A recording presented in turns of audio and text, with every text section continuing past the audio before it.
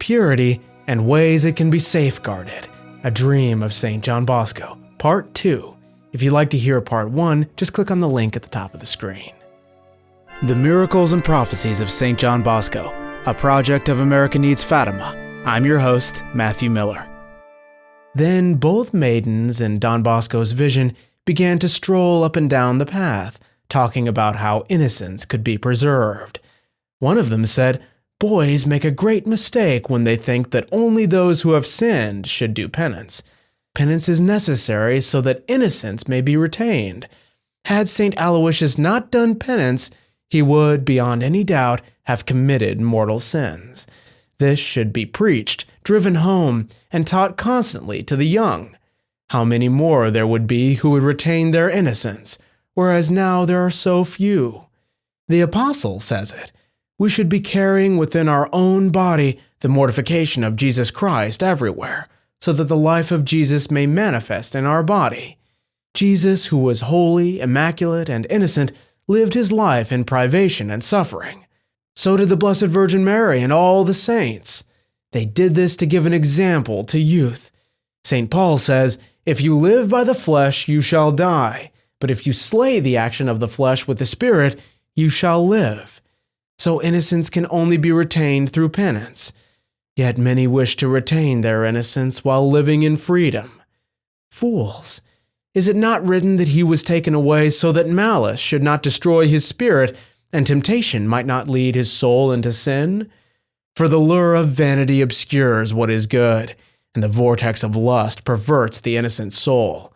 The innocent, therefore, has two enemies, the evil maxims and bad words of the wicked, and concupiscence. Does not the Lord say that death at an early age is the reward of the innocent, because it sets him free from battle? Because he was pleasing to God, he was loved, and because he lived among sinners, he snatched him away. He lived but briefly and had a great career. For his soul was loved by God, and for this he hastened to pluck him forth out of iniquity. He was taken away so that malice might not destroy his spirit, and temptation might not lead his soul into sin. Fortunate are the young who embrace the cross of penance, and who repeat what Job said with a steadfast resolution, "I will maintain my innocence to my dying day." Hence, mortification is needed to overcome the boredom they experience in prayer. It is also written in the book of Psalms, "All along the immaculate path I will sing and I will understand. When will you come to me and ask, and you shall receive our Father?" Mortification of the mind by accepting humiliation, by obedience to one's superiors and to the rules. It's likewise written in the book of Psalms, "Never let pride dominate me. Then I shall be above reproach and free from grave sin." God resists against the proud and gives grace to the humble. He who humbles himself shall be exalted, and he who exalts himself shall be humbled. Obey your superiors. Mortification always in telling the truth and acknowledging one's faults and whatever dangers one may find himself in. Then one will always be well advised, especially by his confessor. For the love of your soul, don't be ashamed to tell the truth, as it says in the book of Ecclesiasticus. For there is an embarrassment or a blush which brings sin with it, and there's a blush which brings glory and grace. Mortification of the heart by restraining its ill-advised impulses, by loving everyone for God's sake, and resolutely turning away from anyone who we realize is tempting our innocence. Jesus said it. If your hand or your foot gives scandal, cut it off and cast it from thee. It's better that you go through life without a foot or without a hand than to be cast into eternal fire with both your hands and your feet. If your eye offends you, pluck it out and cast it away from you. It's better that you should enter eternity with but one eye only than to be cast with both your eyes into the flames of hell. Mortification in courageously and frankly enduring the scorn of human respect, as it says in Psalm 64. They sharpened their tongues like swords, shooting bitter words like arrows, shooting them at the innocent from cover. Mortification of the eyes, in looking at things and people, in reading, and by avoiding all bad or unsuitable books. I have made a pact with my eyes never to even think of a virgin. And in the Psalms it says, turn away your eyes so that they may not look on vanity. Mortification of the ears. Never listen to evil conversations or mawkish or godless speech. In Ecclesiasticus chapter 28 we read, put a hedge of thorns around thine ears, and do not listen to the wicked tongue.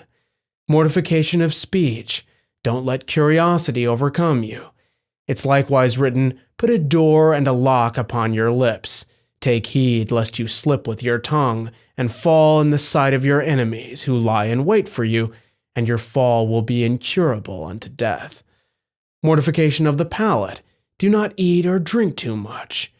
In short, mortification by bearing all that happens to us during the course of the day, the cold and heat, without seeking our own comforts. Mortify your members that are on earth. Remember that Jesus told us, if anyone wants to come after me, let him deny himself, carry his cross daily, and follow me. With his provident hand, God surrounds the innocent with crosses and thorns, even as he did with Job, Joseph, Tobias, and other saints. Because you were acceptable to God, it was necessary that you be tested. The path of the innocent has its trials and sacrifices, but it finds strength in Holy Communion. For he who goes often to communion will have life everlasting.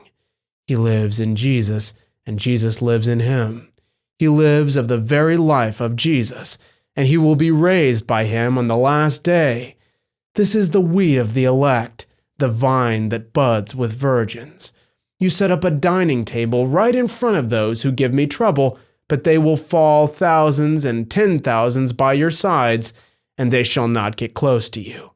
And the most sweet virgin by him is his beloved mother. Ego mater pulchre dilectionis, et timoris et agnitionis, et sancte spei. I am the mother of beautiful love, and of fear, and of knowledge, and of holy hope. The two little maidens then turned and slowly climbed the slope.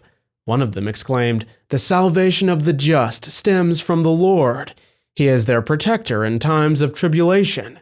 The Lord shall help them and shall set them free. He seizes them from the hands of sinners and shall save them because they put their hopes in him. The other went on, God girdled me with strength and made the road I was to follow immaculate. When the two of them came to the center of the magnificent carpet, they turned around. Yes, one of them cried out, innocence, when crowned by penance, is the queen of all virtue.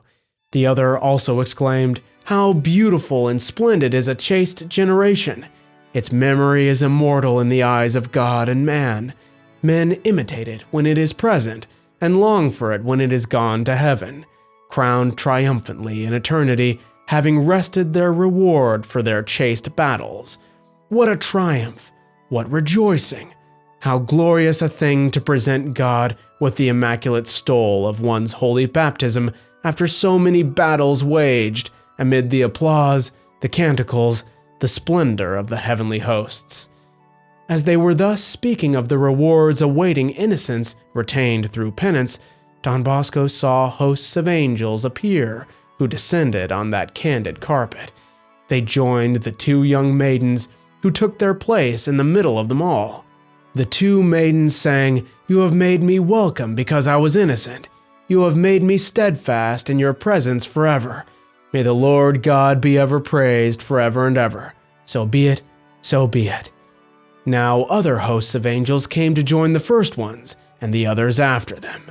They were each so handsome that the human mind could never in any way conceive even a remote idea of what they were like.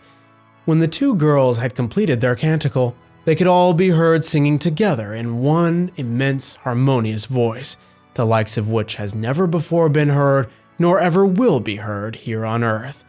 As they were singing, ever more angels came to join them, and when the canticle was over, they all soared slowly aloft, one after the other, and disappeared together with the entire vision.